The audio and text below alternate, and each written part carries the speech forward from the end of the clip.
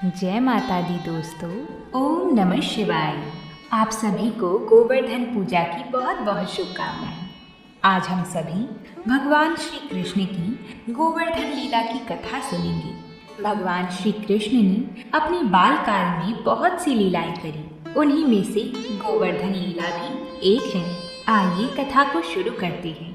बोले भगवान गिरधर लाल की जय, नंद के लाला की जय, नंद बाबा की जय, यशोदा मैया की जय।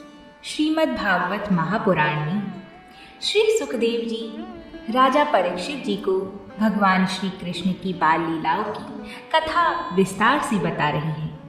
उन्हीं में से श्री सुखदेव जी परीक्षित जी को भगवान श्री कृष्ण की गोवर्धन की कथा सुनाते हैं। श्री सुखदेव जी कहते हैं, परीक्षित, भगवान श्री कृष्ण बलराम जी के साथ वृंदावन में रहकर अनेकों प्रकार की लीलाएं कर रहे थे। उन्होंने एक दिन देखा कि वहां के सब गोप इंद्र यज्ञ करने की तैयारी कर रहे हैं। भगवान श्री कृष्ण सबके अंतर्यामी और सर्वज्ञ हैं। उनसे कोई बात छिपी नहीं थी, वे सब जानते थे। फिर भी उन्होंने नंद बाबा और ब्रज के बड़े बूढ़े गोपों से पूछा, पिताजी, आप लोगों के सामने यह कौन सा बड़ा भारी काम, कौन सा उत्सव आ पहुंचा है? इसका फल क्या है? किस उद्देश्य से कौन लोग साधनों के द्वारा यह यज्ञ किया करते हैं? पिताजी, आप मुझे यह अवश्य बतलाइए। यह संसारी मनुष्य समझे बेसमझे अनेकों प्रकार के कर्मों का अनुष्ठान करता है। उनमें से समझ बूझकर करने वाले पुरुषों के कर्म जैसे फल होते हैं, वैसे बेसमझों के नहीं। अंततः इस समय आप लोग जो क्रिया योग करने जा रहे हैं, वह शास्त्र सम्मत है अथवा क्या केवल लौकिक ही है? मैं यह सब जानना चाहता हूँ। आप कृपया करके स्पष्ट रूप से बतलाइए। अपने छोटे से लाला की ऐसी बात सुनकर नंद बाबा ने कहा, लाला, भगवान इंद्र वर्षा करने वाली मेघों के स्वामी हैं। ये मेघ उन्हीं के अपने रूप है। वह समस्त प्राणियों को तृप्त करने वाला एवं जीवन दान करने वाला जल बरसाते हैं। मेरे प्यारे पुत्र, हम और दूसरे लोग भी उन्हीं मेघपति भगवान इंद्र की यज्ञों के द्वारा पूजा किया करते हैं। जिन सामग्रियों से यह यज्ञ होता है, वह भी उनके बरसाए हुए शक्तिशाली जल से ही उत्पन्न होती है। उनका यज्ञ करने के बाद जो कुछ बचा रहता है, उसी अन्न से हम सब मनुष्य अर्थ, धर्म और काम रूप सिद्धि के लिए अपना जीवन निर्वाह करते हैं। मनुष्यों की खेती आदि कार्यों का फल देने वाले इंद्रदेव ही हैं। यह धर्म हमारी कुल परंपरा से चला आया है। जो मनुष्य काम, लोभ, भय अथवा द्वेष भाव से ऐसे परंपरागत धर्म को छोड़ देता है, उसका कभी मंगल नहीं होता। श्री सुखदेव जी कहते हैं, परीक्षित, ब्रह्मा, शंकर आदि के भी शासन करने वाले केशव भगवान ने नंद बाबा और दूसरे ब्रजवासियों की बात सुनकर इंद्र को क्रोध दिलाने के लिए अपने पिता नंद बाबा से कहा, पिताजी, प्राणी अपने कर्म के अनुसार ही पैदा होता है और कर्म से ही मर जाता है। उसे उसके कर्म के अनुसार ही सुख दुख, भय और मंगल के निमित्तों की प्राप्ति होती है। यदि कर्मों को ही सब कुछ ना मानकर अगर कर्मों के फल को देने वाले ईश्वर को ही माना जाए, तो वह कर्म करने वालों को ही उनके कर्म के अनुसार फल दे सकता है। कर्म ना करने वाले पर उसकी प्रभुता नहीं चल सकती। जब सभी प्राणी अपने अपने कर्मों का ही फल भोग रहे हैं, तब हमें इंद्र की क्या आवश्यकता? पिताजी, जब वह पूर्व संस्कार के अनुसार प्राप्त होने वाली मनुष्य के कर्म फलों को बदल ही नहीं सकते, तब उनसे क्या प्रयोजन? मनुष्य अपने स्वभाव यानी पूर्व संस्कारों के अधीन है। वह उसी का अनुसरण करता है। यहाँ तक कि देवता, असुर, मनुष्य आदि को लिए हुए यह सारा जगत स्वभाव में ही स्थित है। जीव अपने कर्मों के अनुसार उत्तम और अधम शरीर को ग्रहण करता है। और छोड़ता रहता है। अपने कर्मों के अनुसार ही यह शत्रु है, यह मित्र है, यह उदासीन है, ऐसा व्यवहार करता है। कहाँ तक कहूँ, कर्म ही गुरु है और कर्म ही ईश्वर। इसलिए पिताजी, मनुष्य को चाहिए कि पूर्व संस्कार के अनुसार धर्मों का पालन करता हुआ कर्म का ही आदर करे। जिसके द्वारा मनुष्य की जीविका सुगमता से चलती है, वही उसका इष्ट देव होता है। बाबा, जैसे अपने विवाहित पति को छोड़कर दूसरे पति का सेवन करने वाली व्यभिचारिणी स्त्री कभी शांति लाभ नहीं करती, वैसे ही जो मनुष्य अपनी आजीविका चलाने वाले एक देवता को छोड़कर किसी दूसरे की उपासना करते हैं, उससे उन्हें कभी सुख नहीं मिलता। बाबा, हम लोग एक केवल गौपालन ही सदा से करते आए हैं। पिताजी, इस संसार की स्थिति, उत्पत्ति और अंत के कारण सद्गुण, रजोगुण और तमोगुण हैं। यह विविध प्रकार का संपूर्ण जगत स्त्री पुरुष के संयोग से रजोगुण के द्वारा उत्पन्न होता है। उसी रजोगुण की प्रेरणा से मेघगण सब कहीं जल बरसाते हैं। उसी से अन्न और अन्न से ही सब जीवों की जीविका चलती है। इसमें भला इंद्र का क्या लेना देना है? वह भला क्या कर सकता है? बाबा, ना तो हमारे पास किसी देश का राज्य है और ना तो बड़े बड़े नगर ही हमारे अधीन हैं। हमारे पास गांव या घर भी नहीं है। हम तो सदा के वनवासी हैं। वन और पहाड़ ही हमारे घर हैं। इसलिए हम लोगों को गौओं, ब्राह्मणों और गिरिराज का यजन और पूजन करने की तैयारी करनी चाहिए। इंद्र यज्ञ के लिए जो सामग्री इकट्ठी की गई है, उन्हीं से इस यज्ञ का अनुष्ठान होने दें। अनेकों प्रकार के पकवान, खीर, हलवा, पुआ, पूरी आदि से लेकर मूंग की दाल तक बनाए जाएं। ब्रज का सारा दूध एकत्र कर लिया जाए। वेदवादी ब्राह्मणों के द्वारा भली भांति हवन करवाया जाए तथा उन्हें अनेकों प्रकार के अन्न, गौए और दक्षिणा दी जाए।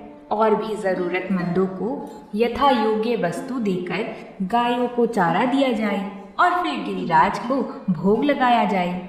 इसके बाद खूब प्रसाद खा पीकर सुंदर सुंदर वस्त्र पहनकर गहनों से सज धज लिया जाए और चंदन लगाकर गौ, ब्राह्मण, अग्नि और गिरिराज गोवर्धन की पद दक्षिणा की जाए। बाबा, मेरी तो ऐसी ही सम्मति है। अगर आप लोगों को सही लगे तो ऐसा ही कीजिए। ऐसा करने से गौओं, ब्राह्मणों और गिरिराज को तो प्रिय होगा ही, मुझे भी बहुत प्रिय होगा। श्री सुखदेव जी कहते हैं, परीक्षित, भगवान की इच्छा थी कि इंद्र का घमंड चूर चूर कर दिया जाए। नंद बाबा आदि गोपों ने उनकी बात सुनकर बड़ी प्रसन्नता से स्वीकार कर ली। भगवान श्री कृष्ण ने जिस प्रकार का यज्ञ करने को कहा था, वैसा ही यज्ञ उन्होंने प्रारंभ किया। पहले ब्राह्मणों से स्वास्ति वाचन कराकर उसी सामग्री से गिरिराज और ब्राह्मणों को सादर भेंट दी।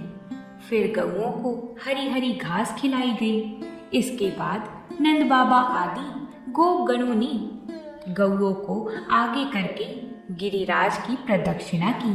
ब्राह्मणों का आशीर्वाद प्राप्त करके वह और गोपियां भली भांति श्रृंगार करके और बैलों से जुती गाड़ियों पर सवार होकर भगवान श्री कृष्ण की लीलाओं का गान करती हुई गिरिराज की परिक्रमा करने लगी।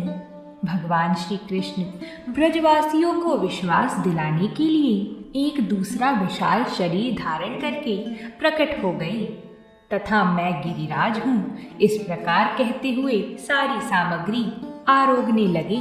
भगवान श्री कृष्ण ने अपने इस स्वरूप को दूसरे ब्रजवासियों के साथ स्वयं भी प्रणाम किया और कहने लगे, देखो कैसा आश्चर्य है, गिरिराज ने साक्षात प्रकट होकर हम पर कृपा की है। ये चाहे जैसा रूप धारण कर सकते हैं। जो वनवासी जीव इनका निरादर करते हैं, उन्हें ये नष्ट कर डालते हैं। आओ आओ, अपना और गौओं का कल्याण करने के लिए इन गिरिराज को हम नमस्कार करें। इस प्रकार भगवान श्री कृष्ण की प्रेरणा से नंद बाबा आदि बड़े बूढ़े गोपों ने गिरिराज, गौ और ब्राह्मणों का विधि पूर्वक पूजन किया और उसके बाद श्री कृष्ण के साथ सब ब्रज में लौट आए। पूज्य श्री सुखदेव जी कहते हैं, परीक्षित, जब इंद्र को पता लगा कि मेरी पूजा बंद कर दी गई है, तब वे नंद बाबा और गोपों पर बहुत ही क्रोधित हुए।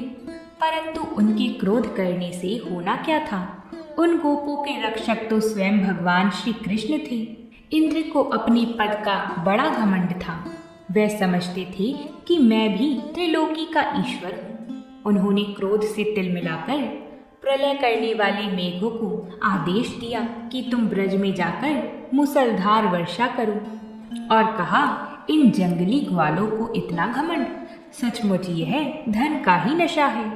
भला देखें तो सही, एक साधारण मनुष्य कृष्ण के बल पर उन्होंने मुझ देवराज इंद्र का अपमान कर डाला। जैसे पृथ्वी पर बहुत से मंदबुद्धि पुरुष भवसागर से पार जाने के सच्चे साधन ब्रह्म विद्या को तो छोड़ देते हैं और नाम मात्र की टूटी हुई नाव से कर्ममय यज्ञ से इस घोर संसार सागर को पार करना चाहते हैं, कृष्ण नादान, अभिमानी और मूर्ख होने पर भी अपने को बहुत बड़ा ज्ञानी समझता है। वह स्वयं मृत्यु का ग्रास है, फिर भी उसी का सहारा लेकर इन ब्रजवासियों ने मेरी अवहेलना की है। एक तो ये यों ही धन के नशे में चूर हो रहे थे, दूसरा कृष्ण ने इनको और बढ़ावा दे दिया है। अब तुम लोग जाकर इनके इस धन के घमंड को और उनके पशुओं का संहार कर डालो। मैं भी तुम्हारे पीछे पीछे ऐरावत हाथी पर चढ़कर नंद के ब्रज का नाश करने के लिए आता हूँ। श्री सुखदेव जी कहते हैं, परीक्षित, इंद्र ने इस प्रकार प्रलय के मेघों को आज्ञा दी और उनके बंधन खोल दिए। अब वह बड़े वेग से नंद बाबा के ब्रज पर चढ़ आए और मुसलधार पानी बरसाकर सारे ब्रज को पीड़ित करने लगे। चारों ओर बिजलियां चमकने लगी, बादल आपस में टकराकर कड़कने लगे और प्रचंड आंधी की प्रेरणा से वह बड़े बड़े ओलों से बरसने लगे। इस प्रकार जब दल के दल बादल बार बार आकर मोटी मोटी धाराएं गिराने लगी, तब ब्रज भूमि का कोना कोना पानी से भर गया और कहाँ नीचा है और कहाँ ऊंचा इसका पता चलना कठिन हो गया। इस प्रकार तेज वर्षा के झपाटे से जब एक एक पशु ठिठुरने लगे और कांपने लगा, ग्वाल और ग्वालिन भी ठंड के मारे अत्यंत व्याकुल हो गई, तब वह सब के सब भगवान श्री कृष्ण की शरण में आई। मुसलधार वर्षा से सताए जाने के कारण सबने अपने अपने सिर और बच्चों को अपने शरीर के नीचे छिपा लिया था और वह कांपते कांपते भगवान की शरण में पहुंचे और बोले, प्यारे श्री कृष्ण, तुम बड़े भाग्यवान हो। अब तो कृष्ण केवल तुम्हारे ही भाग्य से हमारी रक्षा होगी। प्रभु, इस सारे गोकुल के एकमात्र स्वामी, एकमात्र रक्षक तुम ही हो। भक्त वत्सल, इंद्र के क्रोध से अब तुम ही हमारी रक्षा कर सकते हो। भगवान ने देखा कि वर्षा और ओलों की मार से पीड़ित होकर सब बेहोश हो रहे हैं। वह समझ गए कि यह सारी करतूत इंद्रदेव की है। उन्होंने ही क्रोधवश ऐसा किया है। वह मन ही मन कहने लगे, हमने इंद्र का यज्ञ भंग कर दिया है, इसी से वह ब्रज का नाश करने के लिए बिना ऋतु के ही यह प्रचंड वायु और ओलों के साथ घनघोर वर्षा कर रही हैं। अच्छा, मैं अपनी योग माया से इसका भली भांति जवाब दूंगा। ये मूर्खतावश अपने को लोकपाल मानते हैं। इनके ईश्वर और धन का घमंड तथा आज्ञा मैं चूर चूर कर दूंगा। देवता लोग सत्व प्रधान होते हैं, इनमें अपनी ऐश्वर्य और पद का अभिमान ना होना चाहिए। अतः यह उचित ही है कि इन सद्गुणों से अच्युत दुष्ट देवताओं का मैं मान भंग कर दूं। इससे अंत में उन्हें शांति ही मिलेगी। यह 84 कोस में फैला पूरा ब्रजमंडल मेरे आश्रित है, मेरे द्वारा स्वीकृत है और एकमात्र मैं ही इसका रक्षक हूँ। अतः मैं अपनी योग माया से इसकी रक्षा करूँगा। संतों की रक्षा करना तो मेरा व्रत है। अब इसके पालन का अवसर आ पहुंचा है। इस प्रकार कहकर भगवान श्री कृष्ण ने खेल खेल में ही एक ही हाथ से गिरिराज गोवर्धन को उखाड़ लिया और जैसे छोटे छोटे बालक बरसाती छत्ते के पुष्प को उखाड़कर हाथ में रख लेते हैं, वैसे ही उन्होंने उस पर्वत को धारण कर लिया। इसके बाद भगवान ने गोपों से कहा, मैया, बाबा और ब्रजवासियों, तुम लोग अपनी गौओं और सब सामग्रियों के साथ इस पर्वत के नीचे आकर आराम से बैठ जाओ। देखो, तुम लोग ऐसी शंका ना करना कि मेरे हाथ से यह पर्वत गिर पड़ेगा। तुम लोग तनिक भी मत डरो।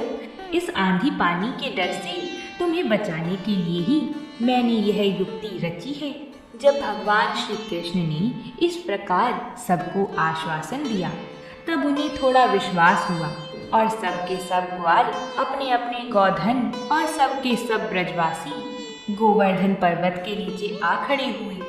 भगवान श्री कृष्ण ने सब ब्रजवासियों को देखते देखते भूख प्यास की पीड़ा, आराम विश्राम की आवश्यकता आदि सब कुछ भुलाकर 7 दिन तक लगातार उस पर्वत को उठाए रखा। वह एक डग भी वहां से इधर उधर नहीं हुए। श्री कृष्ण की योग माया का यह प्रभाव देखकर इंद्र के आश्चर्य का ठिकाना न रहा। अपना संकल्प पूरा न होने के कारण उनकी सारी हैकड़ी बंद हो गई। वह हौचक्के से रह गई। इसके बाद उन्होंने मेघों को अपने आप वर्षा करने से रोक दिया। जब गोवर्धनधारी भगवान श्री कृष्ण ने देखा कि वह भयंकर आंधी और घनघोर वर्षा बंद हो गई है, आकाश से बादल छट गए हैं और सूर्य दिखने लगा है, तब उन्होंने गोपों से कहा, प्यारे ब्रजवासियों, अब तुम लोग निडर हो जाओ और सब के सब बाहर निकल जाओ। देखो, अब आंधी पानी बंद हो गया है और नदियों का पानी भी उतर गया है।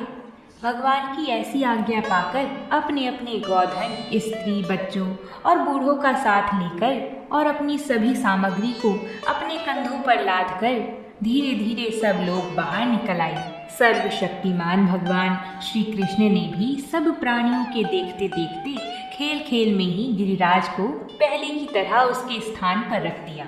ब्रजवासियों का हृदय प्रेम की आवेग से भर रहा था।